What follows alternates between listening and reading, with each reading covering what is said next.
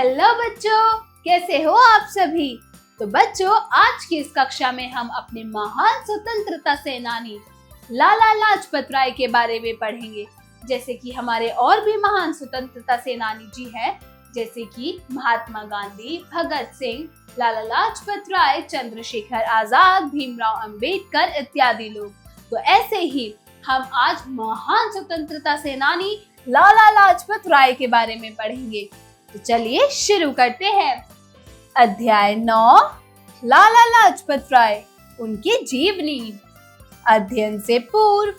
तो बच्चों, यहाँ इन चित्रों में आपको कुछ और स्वतंत्रता सेनानियों की चित्र दे रखी है। तो चलिए देखते हैं। पहला चित्र है वीर कुंवर सिंह, डॉक्टर राजेंद्र प्रसाद, राजकुमार शुक्ल, स्वामी सहजानंद सरस्वती, भगत सिंह, चंद्रशेखर आजाद। तो यह है हमारे कुछ स्वतंत्रता सेनानी। उपरोक्त चित्रों में ध्यान पूर्वक देखिए, उनके लिखे गए नामों को सावधानी पूर्वक पढ़ के उनके संबंध में कुछ महत्वपूर्ण जानकारियों को इकट्ठा कीजिए। जानकारी के आधार पर संक्षिप्त टिप्पणी तैयार कीजिए। तो यहाँ जो आपको चित्र दे रखे हैं, इनको ध्यान पूर्वक इनके नामों को पढ़िए। तो बच्चों, जो चित्र आपने देखा उनके बारे में जानकारी एकत्रित कर उस जानकारी के ऊपर एक संक्षिप्त टिप्पणी तैयार करनी है आपको। तो चलिए आगे बढ़ते हैं। इस जीवनी का मूल तत्व है। प्रस्तुत पाठ में भारत के प्रमुख क्रांतिकारियों में शामिल लाला लाजपत राय का जीवन परिचय दिया गया है। तो जो हम आगे पढ़ने वाले हैं, जो भारत के प्रमुख क्रांतिकारी थे लाला लाजपत राय, उनका जीवन परिचय दिया गया है। चलिए अब हम लाला लाजपत राय जी का जीवन परिचय पढ़ना शुरू करते हैं। मेरे शरीर पर पड़ी एक एक लाठी अंग्रेजी हुकूमत के कफ्न में अंतिम कील साबित होगी। यह भविष्यवाणी कर स्वदेश के लिए अपने प्राण न्यौछावर कर देश की युवा पीढ़ी में नई स्फूर्ति व शक्ति का संचार करने वाले महान स्वतंत्रता सेनानी और पंजाब केसरी लाला लाजपत राय का जन्म 28 जनवरी 1865 को पंजाब के फिरोजपुर जिले के धुड़ी के गांव में हुआ। उनके पिता श्री राधा कृष्ण जी अध्यापन का कार्य करते थे और शुद्ध विचारों वाले धार्मिक प्रवृत्ति के व्यक्ति थे, जिसका संपूर्ण प्रभाव उनके बालक लाला लाजपत राय पर पड़ा। लाला जी की उच्च शिक्षा लाहौर में हुई। वकालत पास करने के बाद वह हिसार में जाकर वकालत करने के साथ साथ सामाजिक कार्यों में भाग लेने लगे और अनेक वर्ष वहां एक म्युनिसिपल बोर्ड के अध्यक्ष रहे। कड़ी मेहनत और पूर्ण ईमानदारी की वजह से वकालत में उन्हें काफी प्रसिद्धि प्राप्त हुई, जिसके कारण वह हिसार छोड़कर लाहौर आ गए और उन दिनों क्रांतिकारियों का गढ़ था। यहाँ पहुंचकर भी वे अपने उच्च चरित्र तथा दयालु स्वभाव के कारण सदैव गरीब, पिछड़ों और जरूरतमंदों की मदद के लिए आगे रहे। बंगाल में पड़े भयंकर अकाल में लोगों की मदद के लिए उन्होंने गांव-गांव घूमकर धन इकट्ठा किया। उसके उपरांत देश की आजादी के लिए क्रांतिकारी गतिविधियों में भाग लेने के कारण अंग्रेजों ने उन्हें गिरफ्तार कर मांडले जेल भेज दिया। वहां से छूटने के बाद 1914 में कांग्रेस की एक डेप्यूटेशन में इंग्लैंड गए और वहां से जापान चले गए। तो बच्चों, मेरे शरीर पर पड़ी एक एक लाठी अंग्रेजी हुकूमत के कफ्न में अंतिम कील साबित होगी। यह भविष्यवाणी लाला लाजपत राय ने की थी। ये भविष्यवाणी कर वो अपना प्राण इस देश के लिए न्यौछावर कर बैठे और उनका जन्म हुआ था 28 जनवरी 1865 में। कहाँ हुआ था? फिरोजपुर, पंजाब के फिरोजपुर जिले के धुड़ी के गांव में। उनके पिताश्री का नाम था श्री राधा कृष्ण जी, जो बहुत ही ज्यादा शुद्ध विचारों वाले और धार्मिक प्रवृत्ति के व्यक्ति थे, जिनका असर उनके बेटे लाला लाजपत राय पर भी पड़ा। लाला लाजपत राय अपनी उच्च शिक्षा लाहौर में प्राप्त की थी और उन्होंने वकालत पास करने के बाद हिसार में जाकर वकालत भी करी। उन्होंने सामाजिक कार्यों में भाग लेना शुरू करा और कई साल उन्होंने म्युनिसिपल बोर्ड के वो अध्यक्ष भी बने रहे। कड़ी मेहनत और ईमानदारी के कारण उन्हें अपने वकालत में बहुत ही ज्यादा प्रसिद्धि भी प्राप्त हुई, जिसके कारण वो हिसार छोड़कर लाहौर वापस चले गए। उन दिनों क्रांतिकारियों का गढ़ था, तो वह वहां पहुंचकर दयालु स्वभाव के कारण हमेशा ही गरीब, पिछड़े वर्ग के लोग और जरूरतमंदों की मदद करते थे। बंगाल में बहुत ही भयंकर अकाल पड़ा था, जिसमें वो गांव-गांव घूमकर पैसा इकट्ठा कर उन्होंने उन लोगों की मदद करी और देश के लिए उन्होंने क्रांतिकारी गतिविधियों में भाग भी लेने लगे, जिसके कारण अंग्रेजों ने उन्हें गिरफ्तार किया और कहां भेज दिया? मांडले जेल में भेज दिया। वहां से वो 1914 में छोड़े गए। 1914 में उन्होंने कांग्रेस की एक डेपुटेशन में वो इंग्लैंड चले गए और फिर इंग्लैंड से जापान। इसी दौरान प्रथम विश्व युद्ध प्रारंभ हो जाने पर अंग्रेजी सरकार इनके भारत आने पर रोक लगाने के कारण लाला लाजपत राय जापान से अमेरिका चले गए और वहां रहकर देश को आजाद करवाने के लिए पूर्ण प्रयास करने लगे। जब लाला लाजपत राय जापान में थे, वहीं पे ही प्रथम विश्व युद्ध शुरू हो गया। हो जाने के कारण प्रथम विश्व युद्ध, तो अंग्रेजी सरकार ने लाला लाजपत राय के भारत आने पर रोक लगा दी, तो वो जापान से सीधा अमेरिका गए और अमेरिका से ही वो देश को आजाद करने के लिए पूरा प्रयास करने लगे। प्रथम विश्व युद्ध की समाप्ति पर भारत लौटकर उन्होंने चल रहे असहयोग आंदोलन में सक्रियता से भाग लिया और कांग्रेस में वरिष्ठ नेता के रूप में स्थान बनाया और कोलकाता कांग्रेस अधिवेशन में अध्यक्ष चुने गए। लाहौर आकर फिर से देश को आजाद करवाने के लिए पूरी तरह से सक्रिय हो गए। क्रांतिकारी गतिविधियों के साथ साथ युवाओं को शिक्षित करने के लिए अपने पास से 40,000 रुपए देकर अपने मित्र महात्मा हंसराज के सहयोग से लाहौर में दयानंद एंग्लो विश्वविद्यालय की स्थापना की, जहां युवाओं में देश प्यार का जज्बा भरा जाने लगा। उन्होंने 40,000 रुपए देकर दयानंद एंग्लो विश्वविद्यालय की स्थापना करी। लाला जी सदैव ही अंग्रेजों के दमनकारी नीतियों का विरोध बहुत जोश से करते थे और यही कारण था कि 1928 में देशवासियों पर काला कानून लादने की अंग्रेजों की कोशिश का लाहौर में विरोध कर 64 वर्षीय लाला जी ने स्वयं नेतृत्व करने का फैसला किया। 30 अक्टूबर से साइमन कमीशन के लाहौर पहुंचने पर लाला जी ने नेतृत्व में हजारों देशवासियों ने बहुत बड़ा जुलूस निकाला। स्टेशन पर साइमन गो बैक के नारों से स्वागत किया, जिससे नाराज होकर पुलिस कप्तान सॉकेट ने लाठीचार्ज का आदेश देकर खुद लाला जी पर लाठियां बरसाई, जिससे वे बुरी तरह से जख्मी हो गए और 17 नवंबर 1928 के दिन देश की आजादी के लिए लड़ने वाले शूरवीर ने स्वतंत्रता संग्राम रूपी हवन यज्ञ में अपने प्राणों की आहुति डाल दी। इन्हीं जैसे महान क्रांतिकारियों के बलिदान की बदौलत आज हम आजादी के मीठे फल चख रहे हैं। तो 17 नवंबर 1928 उन्होंने देश के लिए लड़ने वाले जो लाला लाजपत राय थे, उन्होंने हवन यज्ञ में अपने प्राणों की आहुति डाल दी, मतलब खुद को जलाकर उन्होंने वहां पर अपने आप को मार दिया।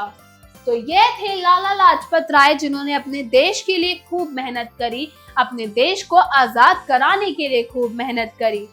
चलिए अब हम शब्दार्थ पढ़ते हैं। शब्दार्थ: हुकूमत मतलब शासन, वरिष्ठ मतलब श्रेष्ठ, न्यौछावर मतलब बलिदान, जज्बा मतलब जोश, प्रवृत्ति मतलब मन का किसी विषय की ओर झुकाव, नेतृत्व मतलब अगुवाई या संचालन, डेप्यूटेशन मतलब प्रतिनिधि मंडल या फिर शिष्टमंडल, आहुति मतलब बलि। उच्चारण करें। तो बच्चों, यहाँ पर आपको कुछ शब्द दिए गए हैं, आपको इन शब्दों का सही उच्चारण करना है।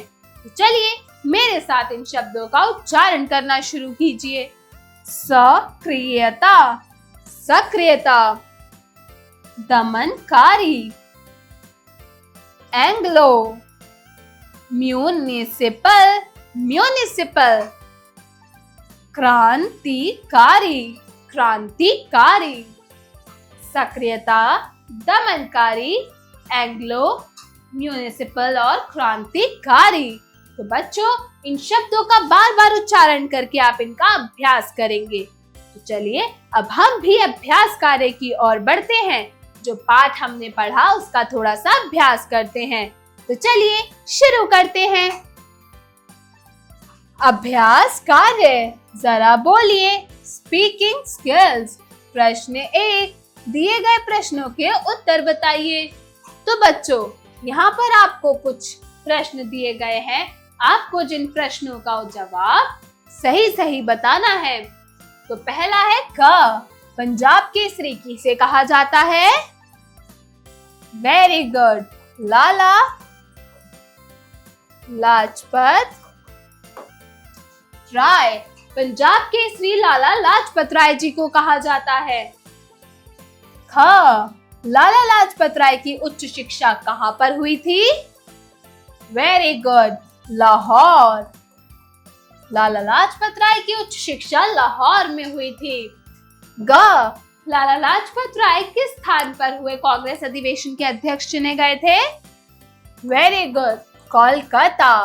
लाला लाजपत राय कोलकाता पर हुए कांग्रेस अधिवेशन के अध्यक्ष चुने गए थे। घ, लाला जी ने किस स्थान पर अनेक वर्षों तक म्युनिसिपल बोर्ड के अध्यक्ष के रूप में कार्य किया था? हिसार। वेरी गुड, लाला जी ने हिसार पर अनेक वर्षों तक म्युनिसिपल बोर्ड के अध्यक्ष के रूप में कार्य किया था। तो चलिए अब आगे बढ़ते हैं। जरा लिखिए राइटिंग स्किल्स। प्रश्न 2, दिए गए प्रश्नों के उत्तर लिखिए। तो बच्चों, यहाँ पर आपको कुछ प्रश्न दिए गए हैं जिनका आपको सही सही उत्तर लिखना है। तो चलिए शुरू करते हैं। क, लाला लाजपत राय का जन्म कब और कहां हुआ था? तो बच्चों, लाला लाजपत राय का जन्म 28 जनवरी 1866 में पंजाब के फिरोजपुर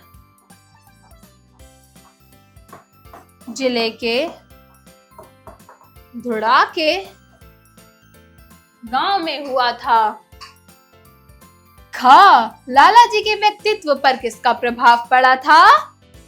वेरी गुड, राधा, श्री राधा कृष्ण जी के, जो कि लाला लाजपत राय जी के पिताजी यानी पापा थे। उनका प्रभाव, वो बहुत ही धार्मिक प्रवृत्ति के व्यक्ति थे, उनका प्रभाव लाला लाजपत राय जी के व्यक्तित्व पर पड़ा था। ग,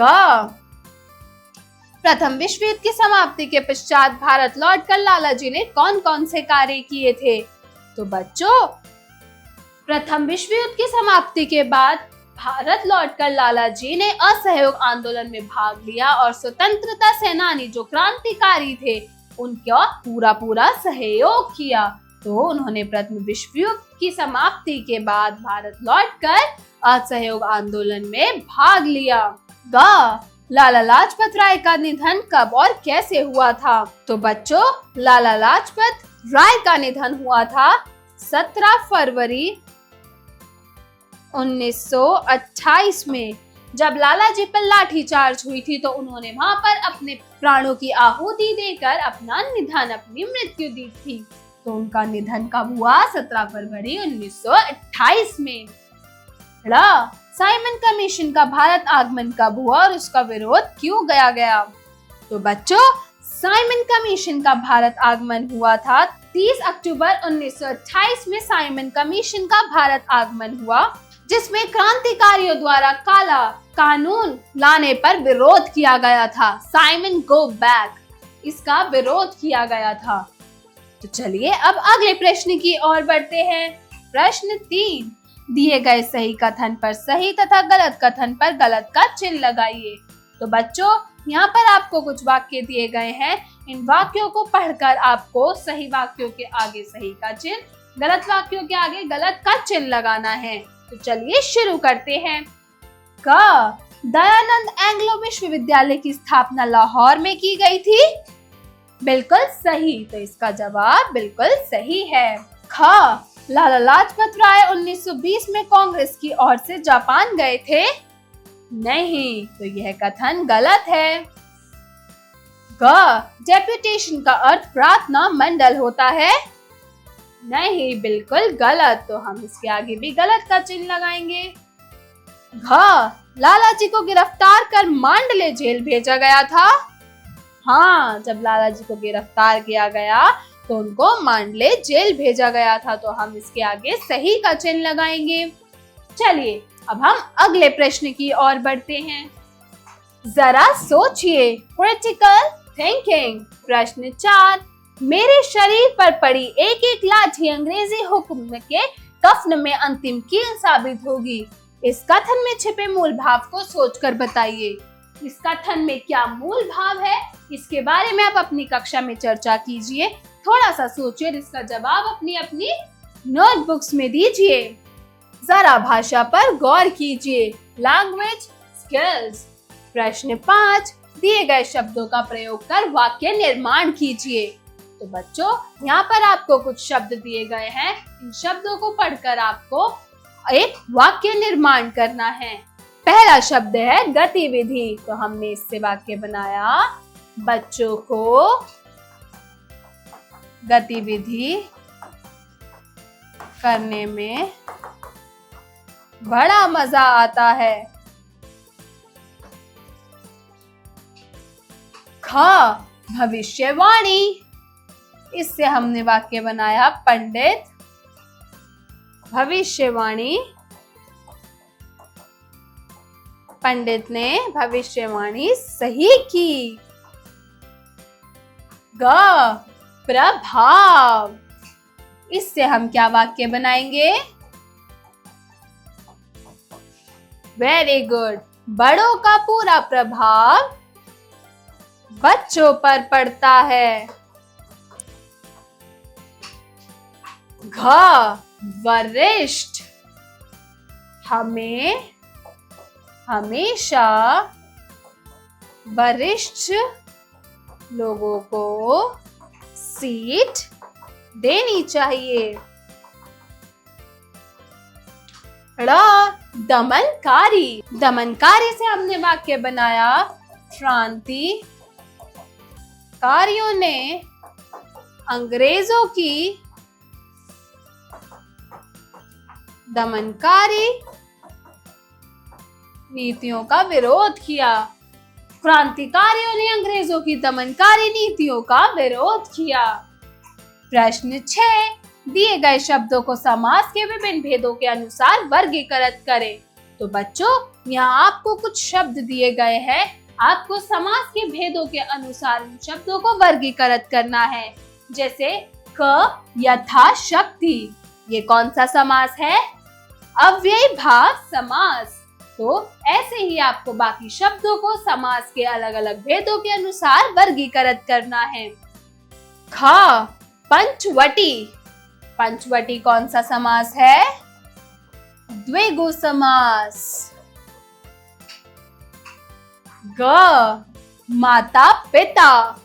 माता पिता कौन सा समास है? द्वंद्व समास। ख, पितांबर। पितांबर है कर्मधारय समास। ळ, राजादेश। राजादेश। राजादेश कौन सा समास है? तत्पुरुष समास। राजादेश है तत्पुरुष समास। च, दशानन। दशानन कौन सा समास है? वेरी गुड, बहुव्रीहि समास। प्रश्न 7, दिए गए शब्दों के 3 पर्यायवाची शब्द लिखिए। तो बच्चों, यहाँ आपको कुछ शब्द दिए गए हैं। इन शब्दों के 3 पर्यायवाची शब्द लिखने हैं। तो चलिए शुरू करते हैं। क, पंकज।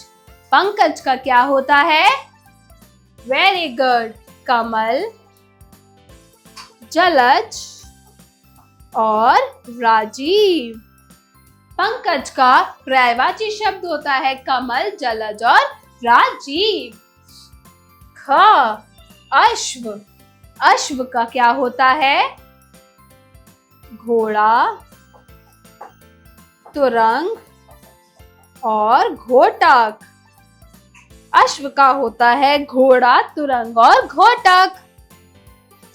ग, नीर। नीर का होता है जल पानी वारी। घ है नृप। नृप, नृप का क्या पर्यायवाची शब्द होता है? राजा, भूपति और नरेश। नृप का पर्यायवाची शब्द होता है राजा, भूपति और नरेश। प्रश्न 8, दिए गए वाक्यों में से उपसर्ग और प्रत्यय शब्दों को अलग छांट कर लिखिए। तो बच्चों, यहाँ आपको कुछ वाक्य दिए गए हैं। इन वाक्यों में से आपको उपसर्ग और प्रत्यय शब्दों को अलग अलग छांट कर लिखना है। तो पहला है क, विकास की लिखावट अच्छी है। विकास की लिखावट अच्छी है। इसमें उपसर्ग शब्द क्या है? लिख। और प्रत्यय है ई। अगला है यह तुम्हारे कर्मों का प्रतिफल है। यह तुम्हारे कर्मों का प्रतिफल है। तो इसमें उपसर्ग है प्रति, प्रत्यय है फल। गा, कालिदास संस्कृत के ज्ञाता थे। तो इसमें उपसर्ग है क और प्रत्यय है ई। घ, बहन ने भाई की कलाई पर राखी बांधी। इसमें उपसर्ग है क और प्रत्यय है ई। चलिए अब अगले प्रश्न की ओर बढ़ते हैं। जरा रचनात्मक कार्य कीजिए, क्रिएटिव स्किल्स। प्रश्न 9, एक क्रांतिकारी देशभक्त के रूप में लाला लाजपत राय के किन गुणों ने आपको अत्यधिक प्रभावित किया और क्यों? अपने शब्दों के माध्यम से विचारों को प्रकट कीजिए।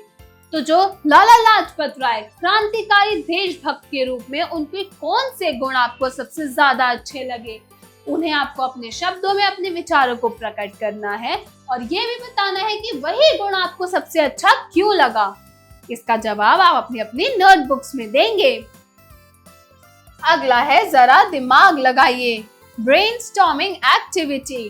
प्रश्न 10, दिए गए शब्द समूहों को व्यवस्थित क्रम में लगाकर उचित व्यक्ति के साथ उनकी कही गई उक्तियों को संबंधित कीजिए। तो बच्चों, यहाँ पर आपको कुछ शब्द समूह दे रखे हैं और यहाँ पर आपको उनके व्यक्तियों के नाम भी दिए रखे हैं। आपको उन्हें सही क्रम में लगाना है कि कौन से बात किस व्यक्ति ने बोली थी। तो चलिए शुरू करते हैं। करो या मरो, यह किसने कहा था? महात्मा गांधी जी ने। महात्मा गांधी ने कहा था करो या मरो। अगला है इनकलाब जिंदाबाद, ये कहा था भगत सिंह ने। इनकलाब जिंदाबाद, ये किसने कहा था? भगत सिंह ने। आराम हराम है, ये कहा था जवाहरलाल नेहरू जी ने। और जय हिंद, ये कहा था सुभाष चंद्र बोस जी ने। करो या मरो, महात्मा गांधी जी ने कहा था। इनकलाब जिंदाबाद, भगत सिंह। आराम हराम है, जवाहरलाल नेहरू। जय हिंद, सुभाष चंद्र बोस। तो बच्चों, ये कुछ नारे थे जो इन क्रांतिकारियों द्वारा दिए गए थे। चलिए अब आगे बढ़ते हैं। जीवन कौशल एवं मूल्य परक प्रश्न, life skills and value based questions. प्रश्न 11, आप भारत के प्रमुख स्वतंत्रता सेनानियों में से किसके जीवन मूल्य और आदर्शों को अपनाना चाहेंगे? विस्तार पूर्वक समझाइए। तो भारत के इतने स्वतंत्रता सेनानी हैं, आप उनमें से किसके जीवन मूल्य और आदर्शों को अपने जीवन में अपनाना चाहेंगे? इसका जवाब विस्तार पूर्वक समझाइए। बताइए कि आप उन्हीं के ही जीवन के मूल्यों को और आदर्शों को क्यों अपनाना चाहेंगे। थोड़ी सी गूगल रिसर्च और अपने पेरेंट्स, अपने माता पिता, अपने अध्यापक, अपने मित्रों से इसके बारे में चर्चा कर इसका जवाब अपनी अपनी नोटबुक्स में लिखेंगे। तो बच्चों, आशा करती हूँ ये लाला लाजपत राय की जीवनी आप लोगों को अच्छी लगी होगी। अगली कक्षा में मिलती हूँ एक नई कहानी या फिर कविता के साथ। तब तक के लिए बाय बाय।